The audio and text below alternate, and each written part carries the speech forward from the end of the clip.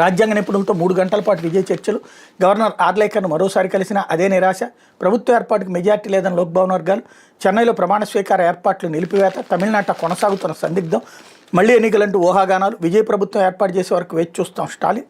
తమిళనాడు ప్రభుత్వం ఏర్పాటుపై ఎటూ తేలడం లేదు. ఏ పార్టీకి సంపూర్ణ మెజార్టీ రాని నేపథ్యంలో అత్యధిక స్థానాలు గెలుచుకున్న టీవీకి అధినేత విజయ్ ప్రభుత్వ ఏర్పాటుకు చేస్తున్న ప్రయత్నాలకు అవరోధాలు తొలగడం లేదు. అదే సందర్భంలో రాష్ట్రంలో రాజకీయ సమీకరణాలు వేగంగా మారిపోతున్నాయి. మళ్లీ ఎన్నికలంటూ ఊహాగానాలు వెలువడుతున్నాయి. బుధవారం లోక్భవన్కు వెళ్లి గవర్నర్ రాజేంద్ర విశ్వనాథ్ ఆర్లేకర్ను కలిసిన విజయ్ గురువారం మరోసారి భేటీ అయ్యారు. టీవీకే తరపున గెలిచిన ఎమ్మెల్యేలు మద్దతు ఇస్తామని ఇతర సభ్యుల వివరాలను గవర్నర్కి అందించారు. తొలుత ప్రభుత్వ ఏర్పాటుకు అవకాశం ఇవ్వాలని, అనంతరం అసెంబ్లీలో బన్నీ రూపంలో వెళ్తామని విన్నవించారు. ప్రభుత్వ ఏర్పాటు అవసరమైన పూర్తి సభ్యులతో జాబితా సిద్ధం చేసుకోవాలని, తర్వాత అనుమతిస్తామని విజయ్ గవర్నర్ సూచించినట్టు తెలుస్తోంది. తాను టీవీ కేసు మినహా మరే పార్టీకి టీవీకేను మినహా మరే పార్టీని ప్రభుత్వ ఏర్పాటుకు పిలవనని గవర్నర్ హామీ ఇచ్చినట్టుగా టీవీకే వర్గాలు చెప్పాయి.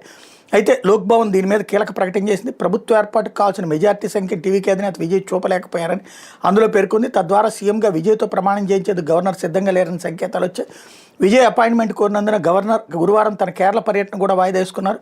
అక్కడ కూడా ప్రభుత్వ ఏర్పాటుపై ఆయన సమాలోచనలు చేస్తున్నారు. ఆర్లేకర్ కేరళకు పూర్తి స్థాయి గవర్నర్గా, తమిళనాడుకి ఇన్ఛార్జి గవర్నర్గా వ్యవహరిస్తున్నారు అన్నటువంటిది హైలైట్ చేశారు.